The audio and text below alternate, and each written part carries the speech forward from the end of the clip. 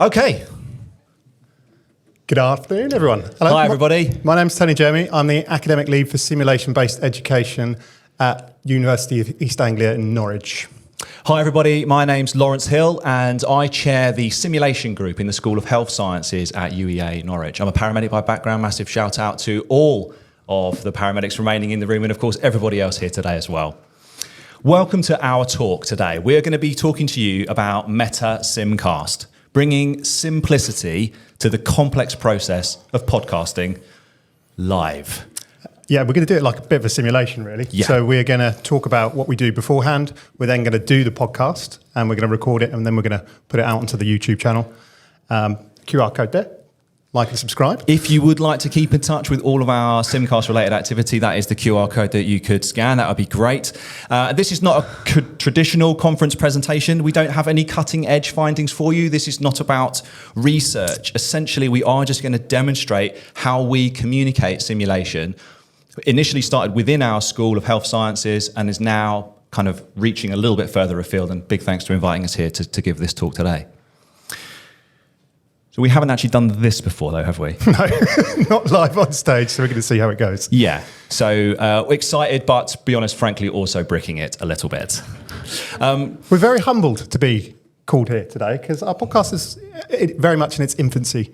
And we're just hoping to do a bit of networking today, and who knows where it goes. Yeah, so because we are nervous and because we are bricking it, we also wanted to assert the basic assumption. And we know that as simulation educators, we are keen for the basic assumption. We're assuming that you're competent, that you're intelligent, and that you care about simulation communication and want to improve it, regardless of how badly we balls this presentation up. But we are doers. That's the thing. We are doers. We get stuff done, much to the chagrin of our long-suffering school manager, Fel Hinch.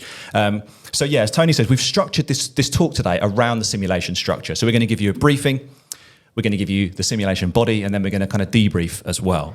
What are we going to do over the course of this briefing? Well, all good briefings start with some learning outcomes. So hopefully, by the end of the session, we should have been able to explain the process of podcasting, describe our journey as simulation content creators. Oh, God, I hate that. Hate that term. I hate that. It brings the taste of sick to the back of your throat. Asking to like and subscribe, you just don't get used to it. And promote our wonderful podcast as a vehicle, not only as a podcast on YouTube and all popular streaming platforms.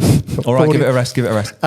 But also as a potential network for simulation educators, facilitators, and alike. And that's one of the things I think that's coming through loud and clear already today is the fact that, we are a bunch of enthusiastic simulation educators. We want to connect with each other and we want to share good practice. So, big thanks to CAE for hosting this conference today. But we always brief, don't we? Yeah. So what we do before our podcast is we have a discussion. We fill out a document with a skeleton of bullet points. So I like a script, I like loads of notes, and Tony likes to shoot from the hip. That's just how it is. That's how we roll. Overwhelmed by Lawrence's notes. Yeah. It's like it's chapter and verse. And then what we do is we kind of just make sure we're happy, we're on the same page, and then essentially we wing it. That's essentially what long form conversation is all about, isn't it? You hit record, and normally, as long as we get the first bit right, which is sort of semi-scripted, we might, if we fluff that up, we might start again. But normally we just go for it. I can actually hear the podcast. I can hear the theme tune in the background. Love that. Amazing. Yeah. Please like and subscribe. Put all episodes to silent, please. Yeah. If it's more interesting than the talk that we're currently giving, then damn, we failed. Actually, a new episode dropped today. Yeah. So, go and like and subscribe that. All right, nice. So then the simulation itself is going to be, this whole thing about bringing simplicity to the complex process of podcasting. Yeah, podcasting is a fairly complex process that benefits from the application of a complex systems model. So we've essentially reverse engineered a complex systems model into creating this podcast. But the reason we did that is because we took it from the model that we employed to organise and structure the simulation centre that we kind of helped to bring into life. And our simulation activity as well. So it's really diverse, and you can use it for lots of different applications. Yeah, it's got tons of applications. So we'll talk you through our SITE model, SITE, as applied to podcasting on the body of this talk. And also something we'd like to do, some of you might have noticed, there is in fact a camera over there, which is currently filming. if you don't want to appear on that, then just please let us know. But what we'd really like to do, because we've never done this before in front of a live audience, is we'd love to give a huge shout out to you and the delegation of this conference, and just get everyone to wave and say hi at that point. If you don't want to do that, feel free to hide your face. That's absolutely fine. Alternatively, if you want to whoop and cheer, you can do that as well. That would be awesome. We'll leave it up to you. So we'll, at some point, as part of this briefing, we will switch that over to you and give you a chance to say hello. Then we would normally end the podcast, and that would be it. But obviously, we wouldn't do that. There's some other stuff that happens behind the scenes before it goes live. So then we're going to kind of debrief, and we're going to unpack what we do in terms of post-production. What I do, yeah, what Tony does, post-production. Tony does all the post. All right, so I need to accept the fact that Tony is just way more technically competent than I am. I'm basically just a mouthpiece. But there we go. So that's what we're going to do. If everyone clear on the briefing, hopefully that all makes sense to everyone. We'll get stuck in if that's okay. You ready? Yep. All right. Clapperboard. Yep. Cameras rolling. Audio rolling. Yep. Let's do it.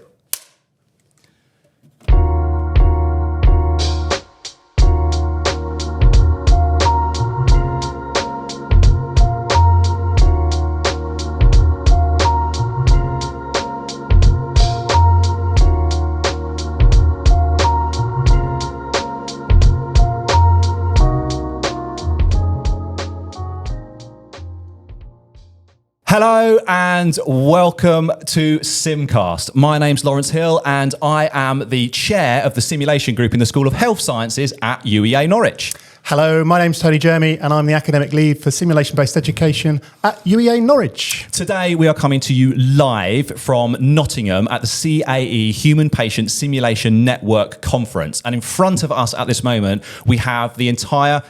most of the entire conference delegation. Everyone who remained. Everyone who is still left for this bit of the talk. So say hello to everyone. If you'd like to give us a quick wave, please give us a wave. Woo! That's like 10 times better than I expected. Yes! All right. So in this episode, we're going to be talking about SimCast, bringing simplicity to the complex process of podcasting live. What is SimCast then, Tony?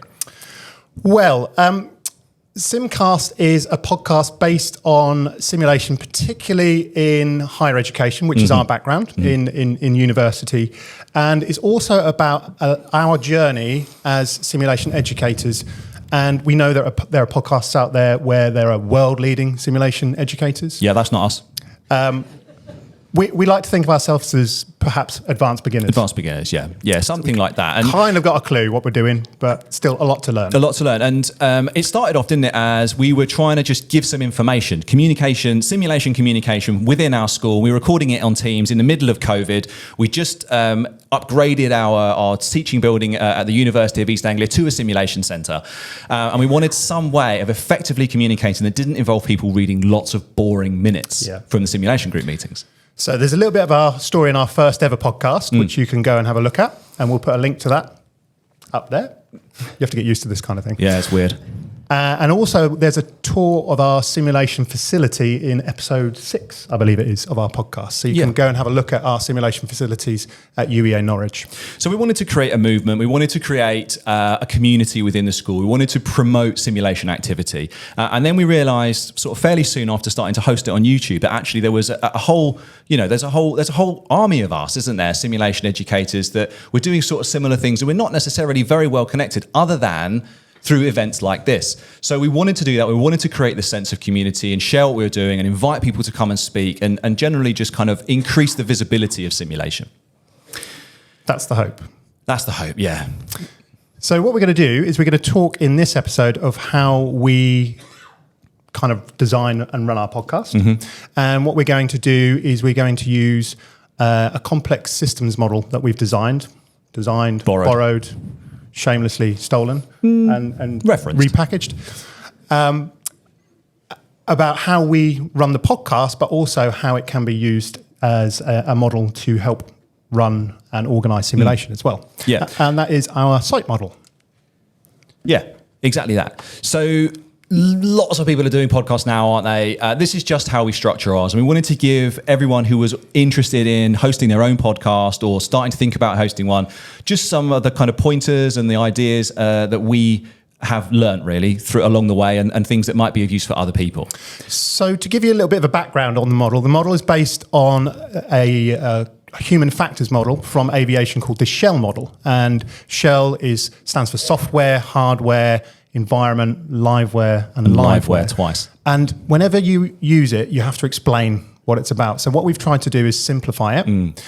So it can be used in lots of applications, not only in simulation, but also we do a bit of work with diagnostic testing using simulation in other industries. Yeah. So we wanted to try and update the language and the terminology to make it a little bit more useful. So the Shell model was first created in 1972.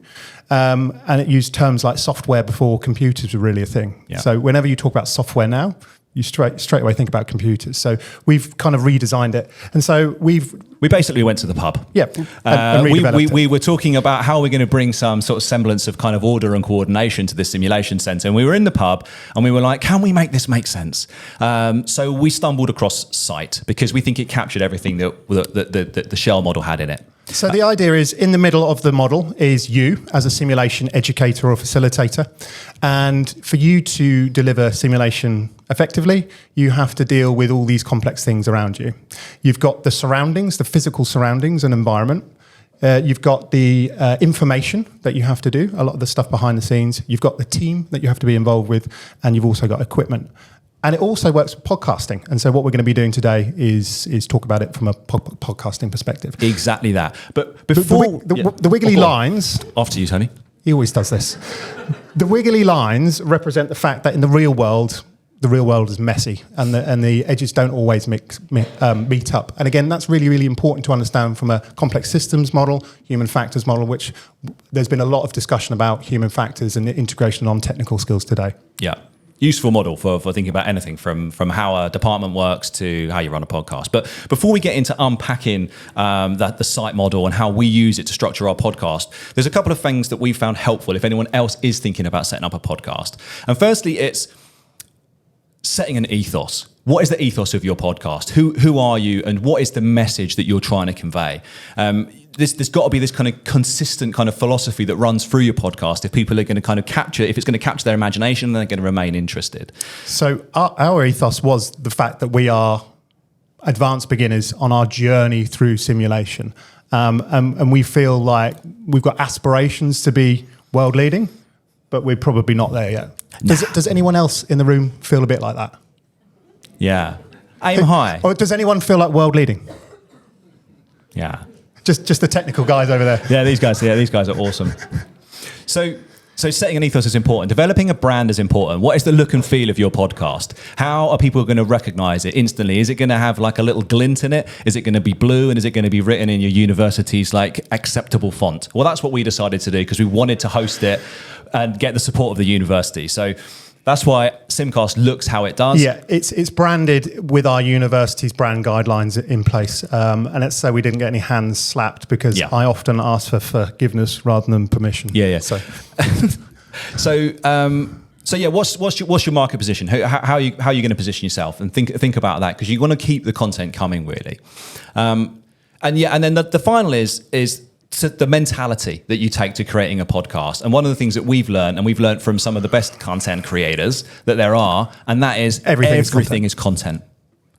Everything. Every single person that we've spoken to today has got something interesting to say about simulation. He's been walking around here earlier with his gimbal and his camera recording things because everything is content. And everyone that we've spoken to, and please, if you've got something that you'd like to say, please come and speak to us because there is a room full of the cream of the simulation crop here in the room, and we would love to hear what you've got to say, whether it's controversial, whether it's middle of the road, whether it's that you like shopping, whatever it is, we want to hear about it. And that's the thing about YouTube as well. There is something for everyone. Yeah. And so what I would suggest is if you're thinking about maybe setting up a podcast is do a little bit of kind of reading into it, understand how YouTube and the algorithms work. So one of the things we have to do normally first, which we actually forgotten about today, is a call to action, because we know that people have got the attention span of goldfish now, and they normally switch off after a couple of minutes. So one of the first things you do is you look to the camera and you say, if you enjoyed the podcast, give us a like, and please subscribe and hit that notification bell. And again, it's a bit vomit-inducing, but that's what you have to do. Yeah, it is vomit-inducing. But if you think about it, you know, many of you will have written academic publications, and it's no different really from subscribing to the journal's normal approach to how you structure and how you write that paper. You have to feed the algorithm. You have to feed the algorithm data, and YouTube algorithm feeds on likes and subscribes, because if other people like it and subscribe it, then it says, oh, this might be something that other people are interested in. So it helps to connect you and it helps to spread that message. So, should we dip into the site model? Let's get into the body of the talk. What does site stand for, and how does it relate to podcasting? Well, we've done what it stands for, but how does it relate to podcasting, Tony? When we say S for surroundings. So, surroundings, physical space. If you're going to set up a podcast, you need somewhere to do it.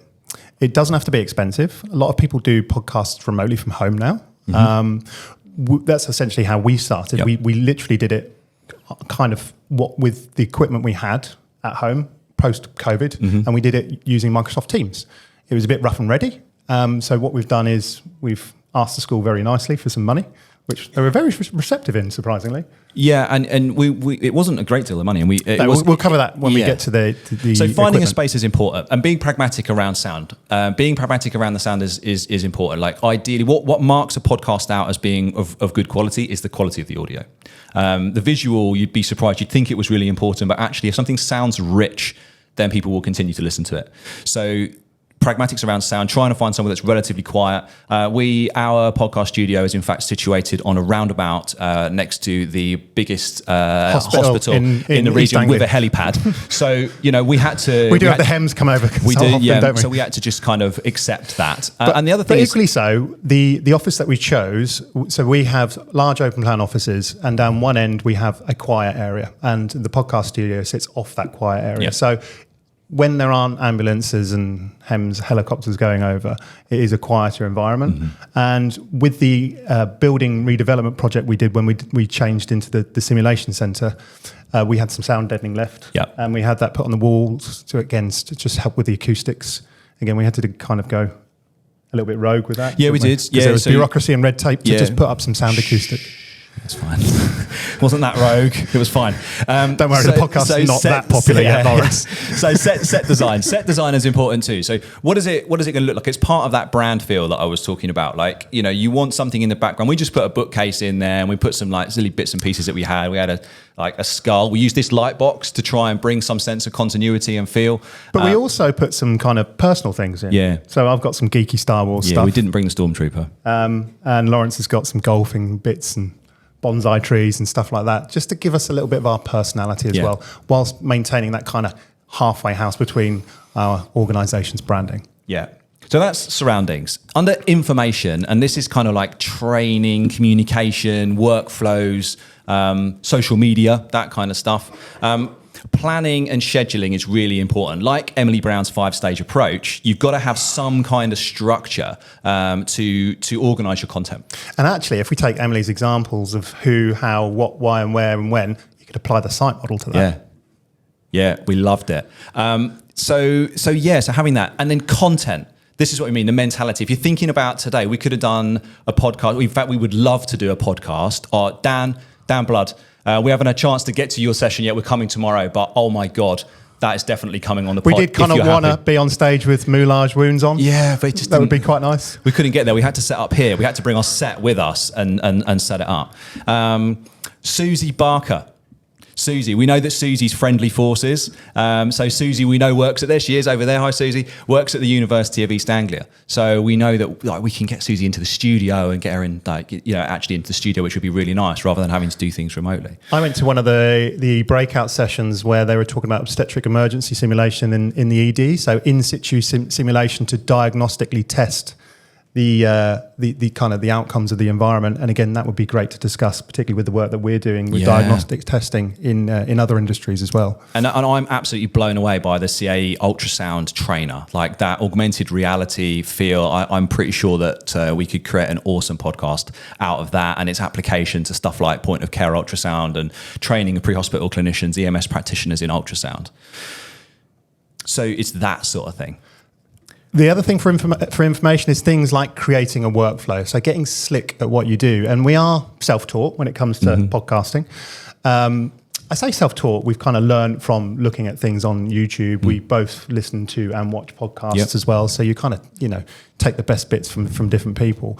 But as we've developed, and what we've also subsequently done is we now have 5 different podcasts that come out of the studio that we have from different people running it. So we've had to create workflows. We've had to create checklists and algorithms to look at how we can make this as streamlined as possible with people who aren't as technically proficient as other people as well. Yeah, so just stepping into the studio, turning everything on, making sure that people can, actually record it is one, and then actually using the editing PC and, being able to multi-track using Adobe Premiere Pro, for example. That's not straightforward, but actually is okay once you have a little bit of instruction.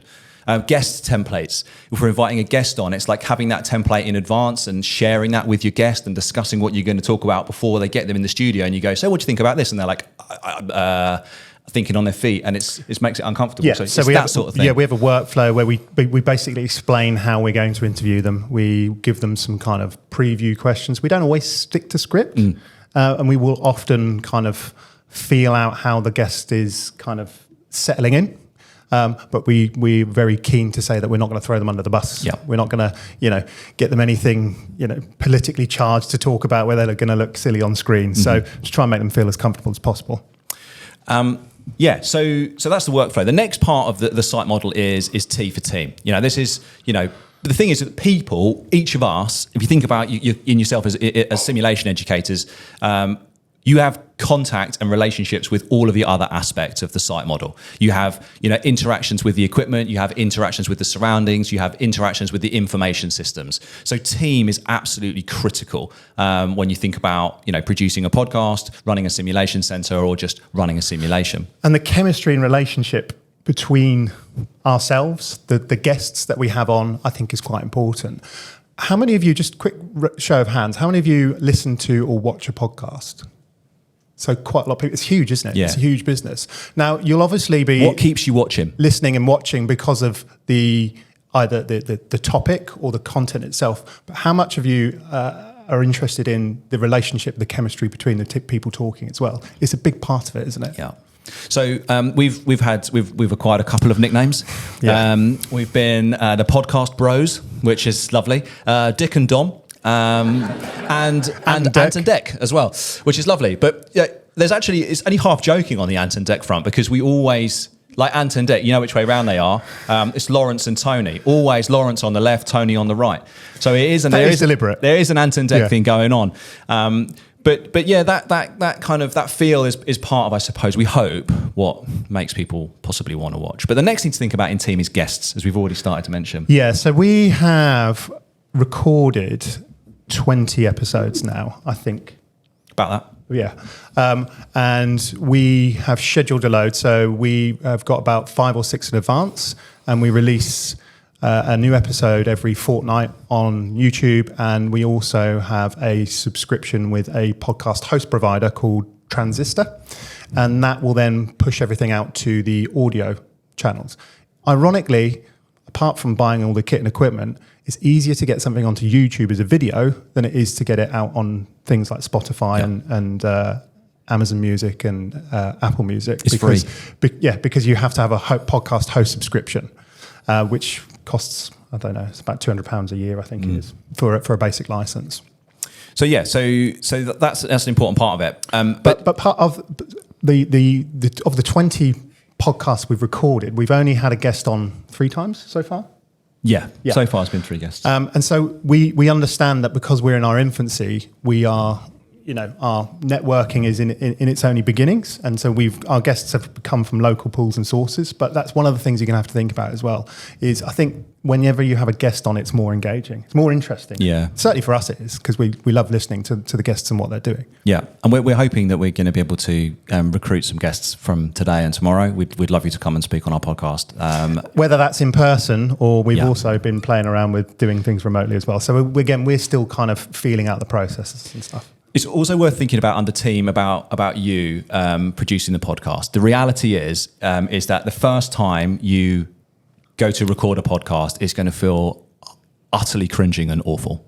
I watched episode 1 not too long ago, and it's horrible. Yeah, it's not nice. It's not a comfortable watch, and it's not comfortable. And it's things like looking to camera to do the call to action. Yeah, one of our first bits of feedback was if you are talking to the viewer, to look into the camera. And so we have changed and adapted to that, and it's horrible. It feels I don't really like unnatural. doing It doesn't feel right. Unless you're, a natural lovey on stage and screen, then great. Which neither of us are. But it is, it's that kind of thing that you kind of have to get over the hump in terms of producing it. When the guests come in as well, I think they're quite nervous about that. Yeah. So the setup back at the UEA, we have 2 desks kind of sat together. Then I sit on one side, Lawrence sits on the other side. If we have a guest, we both sit on one side and the guest sits on the other. And the cameras are off to the side, and they're normally speaking out of eye shot. So you do forget that you're being recorded to an extent. Yeah, try to. I mean, if it's engaging conversation, hopefully your guest forgets that they're being recorded. And one of the things we also do with the guests is we get them in, we sit them down, and we get them comfortable with headphones on, speaking into a microphone. Yeah. Because we're not wearing headphones today, but we normally do when we're recording. And it's really, really useful because you can hear very clearly what the other person's saying, but it's really weird to hear your own voice to start with. But you quickly get comfortable with it, and then actually when you take it off, you're like, oh, the real world's not as good as it is. It's not as loud. Listening through headphones. Can't hear everything as well. Okay, so that's team. So equipment. Be tempting to think that it was all about the equipment, but as kind of hopefully we've already sort of detailed, it really isn't. There are a few things that are kind of important. Mics. Yes, so we put a list together, and obviously you've got the option when you do a podcast of doing it either audio only or video only. So this is the kit and equipment that we use. And we'll kind of explain why we've gone through it. So the mics are very important. Like Lawrence said, the audio is probably the most important component. If your audio sounds really good, then the quality of your podcast is going to be good. So if you're going to invest your money anywhere, invest it in decent audio. So we're currently outputting it through something called a Rodecaster Pro 2, which is basically a kind of prosumer grade mixing deck, which is really easy to use. Touchscreen, buttons, very programmable, but also does everything out of the box. So you can just hit record and it does a lot of it for you.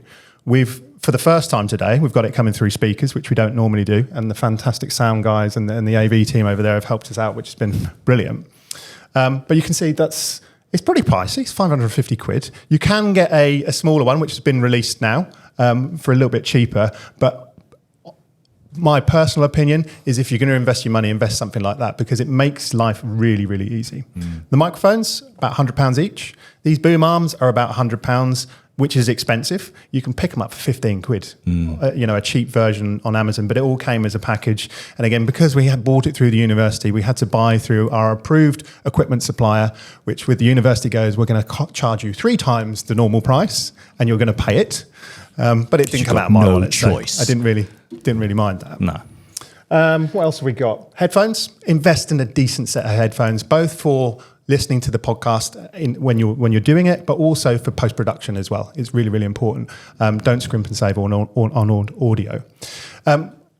Cameras were quite expensive. We went for 4K cameras. So we output to YouTube in 1080p in normal HD resolution, which for most people is more than enough to watch a YouTube video.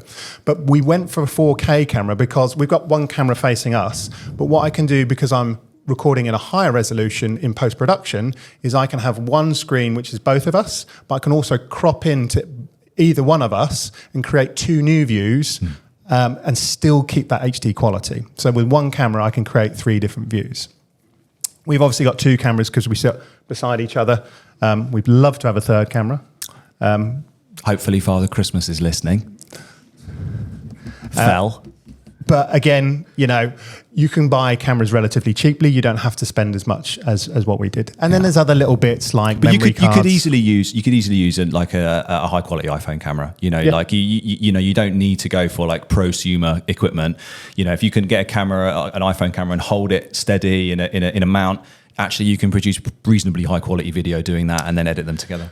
And the reason that we went for the Sonys is because their face tracking is brilliant, so the autofocus is really, really good, and they are designed for content creators.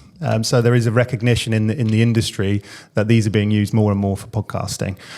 So a bit like what Emily was talking about the keynote presentation. There's so much out there. There's so much potential routes and ways that you could go. So you can do a bit of research. And I did all my research by looking at YouTube videos, funnily enough.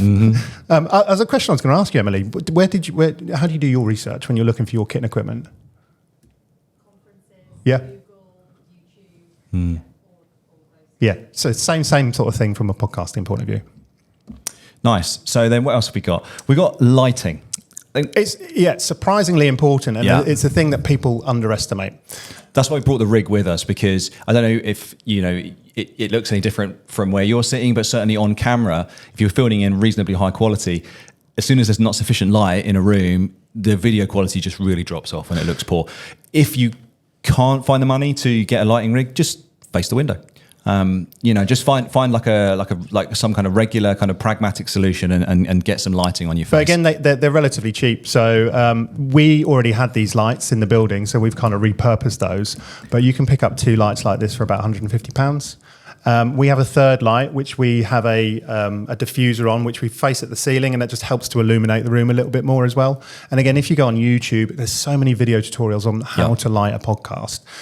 You have a key light, you have a main light, and then you have like a backlight. And again, we're a little bit limited because our background is quite close to us in our office, but we've bought like a really cheap little LED strip light color thing that we have around the bookcase and around the table, just to illuminate the background a little bit. We have another light which we've got a plant behind me normally, which we uplight, and that again just separates the background from the person on that side of the table. And then post-production.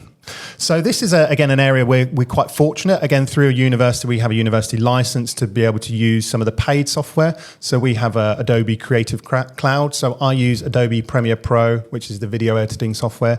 But again, there are free versions. So you can use DaVinci Resolve. DaVinci Resolve, is the free version. It's a fantastic bit of kit. So if you are on a shoestring budget, you can still create a really good podcast that you can put out there, either as video or as audio as well. Yeah, like, one of the talks, Emily's talk this morning talked about the right tech, the right place at the right time. Actually, whatever you can get your hands on is the right tech at the right place at the right time, to be honest with you. And like Stefan said in his opening address, shiny objects don't solve the problems on their own. So it isn't just about the equipment. Creating a podcast, running a simulation, or kind of running a simulation center requires just as much emphasis placed on team, information, and surroundings as it does on the equipment. So that's it. So that we'd normally end a podcast, and we're really bad at ending podcasts. It's the bit that we rehearse the least. Yeah. We tend to waffle a bit, look at each other awkwardly, and then try and close it down. I think what we've discovered closing the podcast is just to go, thank you very much for watching. That's the end of the podcast, essentially. Except it's not, because I think it would be remiss of us to ignore the fact that there is a huge amount of work that goes on after the cameras stop rolling. Yes. And to kind of think about this, the talk that we're giving today within that structure of a simulation sort of event, we've given you the briefing, we've given you the simulation of using the site model. The debrief really is where Tony puts in a load of work on the editing PC, making it hang together like a podcast. So talk us through that process, Tony. Yeah, so we do have an editing PC at the university, which is designed specifically. I mean, it's a souped-up PC which is capable of using something like Adobe Premiere Pro. But I don't want to be stuck at work after recording podcasts. So I actually take everything home and do it on my PC at home, which again I've got the license for. So we have an SD card on each of the cameras, which I then have to export onto my computer. We have a USB in the back of the Rodecaster, so we've recorded the audio separately from each camera, and then I put it into the software. And Adobe Premiere Pro is a fantastic bit of kit, and what you can do is you can combine all of those to create what is called a multi-track file. And what that allows you to do is combine the video. You can then manipulate the video, like I mentioned earlier, to create cropped versions, so I can create new camera views. And then, provided we've done the old clapper thing at the start, that allows you to align the audio so that it brings everything nicely together. So the audio channels, and again, you can boost those and make them sound a little bit better with a bit of software called Adobe Audition. So I run it through there, a couple of minutes, and then I create the multi-track. And I press 1, 2, 3, 4, 5 for the different camera angles, and I watch it back very narcissistically in real time. And I look at the audio track because we record each audio track separately. So that's a separate track to this track. I can see when Lawrence is talking and I can see when I'm talking. They are natural cut points to different camera angles. And what you'll notice if you're sad enough to go back and look for all of our episodes of SimCast, the earlier episodes, we literally have 2 camera views. The later episodes, as I've developed my skills, I'm playing around a little bit more with cropping in, cropping out, reactions, nice little bits. If Lawrence is talking for 35 minutes and not breaking, he literally doesn't stop breathing. I actually don't stop to breathe sometimes. This is one of the things that I've realised looking at it in post is that like Tony speaks and then these little stops where he breathes. I apparently don't breathe or don't stop speaking during breathing. It's like playing the bagpipes for me, talking on the podcast. So it's just like a continuous noise, as you can probably tell. So again, what you have to do is you have to think about the end user. Am I going to get bored watching this continue? Do I need to just cut to me just like looking mindlessly as you continue to talk? But what you can do is you can capture some really nice bits, and that again that helps to generate that. What were we talking about earlier? The feel. The chemistry and relationship between us and the guests, or each other. Yeah. Something else that you want to do, like when you're scrolling through YouTube, what you notice is that there are normally pictures, aren't there? And you kind of decide what you want to watch by what those thumbnails are. So capturing that thumbnail image of your guest before they leave is actually really useful as well. And thinking about what those thumbnail photos are going to look like when people are scrolling through the content. Oh yeah, that looks interesting. That's got a cool picture. I'll click on that. We often put a bit of humour in. Try to, yeah. And with the one that we forgot, we did a podcast which was looking at the role of AI in simulation, and we used AI to create some simulation scenarios, and it was actually quite good. I had an existential crisis, but afterwards we forgot to create a thumbnail. So we AI generated it. Yeah, I used Photoshop, which has got an AI generator. So but you can't normally do that. So get a nice, clean photo of your guest, so that you can kind of make it into a little PowerPoint slide, and then copy that, and then you can use that as your thumbnail, and everyone will want to click on it. That's the idea. So what have we learned then? What have we learned? So, thinking about this, Steve, we've done our reactions, we've done a bit of analysis. What are we going to take away from this podcast? I've obviously learned some technical aspects, which Lawrence hasn't. That is so unfair. I'll take it. It's fine. Yeah, I've learned nothing about the technical aspects of podcasting. I've learned to be more comfortable in front of camera, and I have learned to be comfortable with my own silence, because you're super conscious and hyper aware of every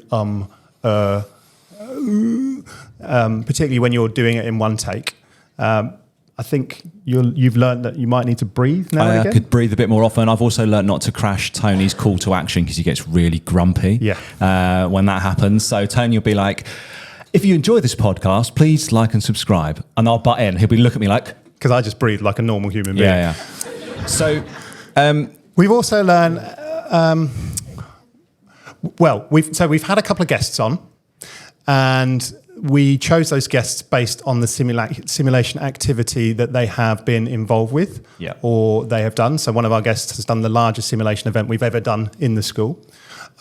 Unfortunately, both of those guests were male, and so we've had a little bit of criticism that we are 2 white middle-aged men hosting a podcast with male guests on. So we have taken that on board. Yeah, we have. And actually, there is an enormous wealth and diversity of interests and people who are doing simulation who are interested to come and talk about it. And genuinely, people are kind of quite... Normally, people are like, oh, really? Oh, yeah, I come and talk on your podcast? Oh, yeah, okay. What does it involve? So normally, people are quite keen and willing. So that's something that we're learning as well, that there's this enormous wealth of experience and expertise out there that we can tap into and share with a wider community. And I think what we've learned as well is it started with just us, and we kind of had our little own internal workflow.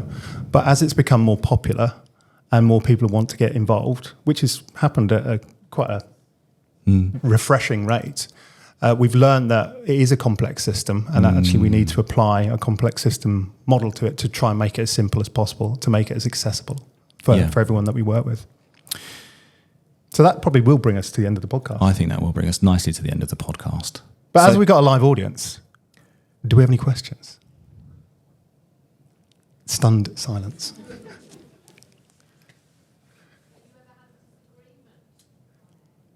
A disagreement on air. We disagree all the time, but probably not on air. What we sometimes do, again, we have a script. What we sometimes do is throw each other under the bus. Inadvertently. And we'll go, have you ever had this experience in simulation where this thing has happened? So in one of the episodes, we talked about the role of the confederate or the stooge or the actor playing the role of the patient. And Lawrence just out of the blue said, have you ever had a confederate go rogue in one of your simulations? And the example and that my you light wanted to bulb, give. I thought of someone immediately, and I thought, how am I going to say this in a way that they can't identify themselves, although they absolutely will. You have to think on the spot sometimes, but I don't think we've ever disagreed. Not really. And I mean, we've been working together for 10 years and we've ironed out any of the disagreements along the way. And it was only in the last sort of year that we've been doing the podcast. But if we are going to disagree, normally it's in the briefing. So it'll be like, actually, no, we don't really want to do that. Or we don't want to talk. No, we shouldn't take it that way. We should take it this way. But it's not normally they're not normally philosophical arguments, irreconcilable differences. They're normally just like Lawrence details. is very philosophical. And I think we don't disagree because I'm not. Because I'm not. Yeah. What has happened though, actually, on the flip side, in the episode where we talked about we did an episode on the four horsemen of the debrief apocalypse. So these are so we recognise four archetypes that everyone either has a kind of tendency to lean towards when they are doing their debriefing. Yeah. The tutor. The groupie. Yeah, the groupie is the yes man. Oh, you did an amazing job. So the fantastic. tutor, You're really so the good. Groupies, that was amazing, fantastic, guys. Really well done. The tutor turns it into a teaching session. Yeah. Then you got the hero who talks about all their own stories, and it's all about them. Let me tell you this time when and then the critic. And then the critic, who is, when you do an Oski, they're not the hawk or the dove, they're the velociraptor. Yeah. Who just, if someone does simulation, they take an absolute battering from them. So we didn't really disagree about that, but we had some kind of quite genuine moments of reflection talking about them, saying like, I've definitely inhabited all of those archetypes but at the end, times. Also, at the end of the episode, again, it wasn't particularly scripted, but we just really nicely bounced off each other as we sort of worked, didn't it? It was one of the episodes we actually ended quite well. For once. But again, that's part of that sort of chemistry that we've developed both on screen and off. Dan, you had a question. Yeah, I wondered if you'd struggle to, with engagement at all. So, I think we all hope that simulations are quite a forgiving community, but you're putting content online. Have people been forgiving, or have you found it difficult? Do you know, we've actually had a little bit of critique from someone who's not here today, someone who has been responsible for educating quite a lot of simulation educators, and I know Alex knows who that is. No, we had some great offline discussion with one person who commented offline, and it was to do with whether simulation can ever truly be safe. And, whether we talked about simulation as a safe container, and we talked about, the debrief as a safe space in which to voice opinions. What does safe mean in simulation? What does safe mean? And we talked about what happens in the debrief, remaining in the debrief. And they were quite adamant that actually the learning should transcend the debrief, and we were furiously agreeing that that there should be this kind of Chatham House rule about what happens in the debrief you should learn from and apply to your future practice. But through the fact that we didn't have a chance to sit down and have a proper conversation, I think there was a perception that we were saying that you can't use what you have from the debrief for your future practice, or you can't talk about it. And so we had a really healthy discussion about that, and actually we're going to invite him on to a future podcast. Engagement's an interesting one. So again, our podcast comes out every fortnight on a Wednesday. So what I do is the podcast comes out. I then post it on my LinkedIn page, often with spelling mistakes. I also put it on Twitter. I also will advertise it on Facebook and other social media to try and get people actively involved. LinkedIn tends to be the most popular kind of receptive social media site from it. Obviously, it's full of like-minded people. But I think and in reality, that's probably why we're here today. Yeah, but there also needs to be an understanding that sometimes you just have to get the content out there. Yeah. And there'll be an episode or there'll be something that you just hit that sweet spot at the right moment and it will gain traction. So we know that we're in our infancy. We know that our views and our watches and our listens are probably could be better. But that's one of the reasons why we're here today, to sort of spread that message. We've heard about a simulation technician network with over 6,000 people. Yeah. We love to be involved in that. Up there already, fantastic. Oh, and amazing. it's just about gaining momentum. Yeah. And I think some of the people in our school perhaps need to understand that a little bit more. I think they're expecting better results quickly. Some podcasts are running for years before they ever get real traction. Yeah, it takes and we're very time. niche as well. You know, simulation is quite niche. We're never going to get the amount of likes and views that if you're a technology-based podcast or something like that, you're going to, subscribe to everyone. Is there any other questions? There's one over. Yes, hello. I've come more to learning, so we're mental health simulation, and I was wondering what makes a good guest. Anyone with a view. Yeah, anyone with something to talk about. Yeah, that sounds really interesting, and I think a guest is, firstly, I think it's anybody who's prepared to come and speak on your podcast, for one, because everything is content, and then I would say that it only has to be slightly kind of different from anything that's gone before, and even if it's the same thing that's gone before, and it's been done by a different person in a slightly different way, then that's novel too. Topics can be revisited, absolutely. But you know, anything where the end user, the viewer or the listener is going to find particular interest in it, then that serves for the potential of a good guest. Yeah. And then it's up to us as hosts to make that guest feel comfortable enough so that they can get their message and their story out there. I think there's some responsibility on the hosts as well so a guest, it's not all on the guest. Like, what kinds of questions would I want to ask somebody who was coming on to talk about mental health simulation? So I think a lot of it's about asking the right questions to get the most out of the people that have got this kind of niche or new knowledge. Our take-home message often, that last question we ask the guest is, what bit of advice would you give to anyone watching in a similar situation? So again, to make it relatable where possible. That sounds amazing. Let's talk later. That was a self-invite onto the podcast. Thank you. Definitely. You're welcome. Anytime. Other question? When you adopt a name like SimCast, you're obviously quite broad and general. It comes with a sense of responsibility about, okay, how I think me coming to the medical field, I know it's quite criticized industry. How do you manage that? You putting yourself over there, exposing. Yeah. I've never thought about it, to be honest with you. Oh, have you not? I'm terrified now. It's Reconsidering my life choices. well, Tony will always seek forgiveness rather than permission. But I would say I welcome the spicy conversation. I welcome the challenge. But actually, what you say there is important. And one thing that I made a note, and my sort of several hundred words of notes I've got here is that with kind of when you start producing that podcast, you do kind of take on a leadership responsibility that you may not have had previously. Yeah. And I think being mindful of that. And it's not always at the forefront of your mind, is it? No, it's not always. But so we try really hard to not to sort of say things which are controversial, but we kind of rely on the fact that, as somebody rightly said, I think it was Dan said, that this is a friendly, supportive community who are a community of educators. And like, if a simulationist is going to sort of turn around and give me like totally negative criticism, I'm like, that's not much of a debrief, dude.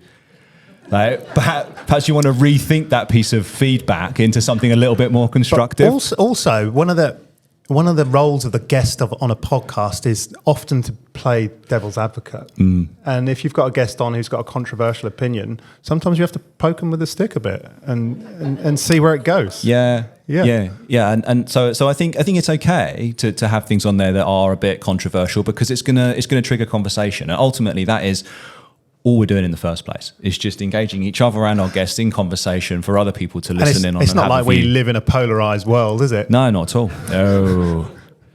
Okay, I'm conscious of time, and I know that cocktails and And casino there's is £100 calling. up for grabs in the raffle. Yeah. So We will wrap it up there. So thank you very much, everyone who's joined live, and thank you everyone who's watched this. And we can't wait to see you in the next one. thanks, everyone. Bye for now.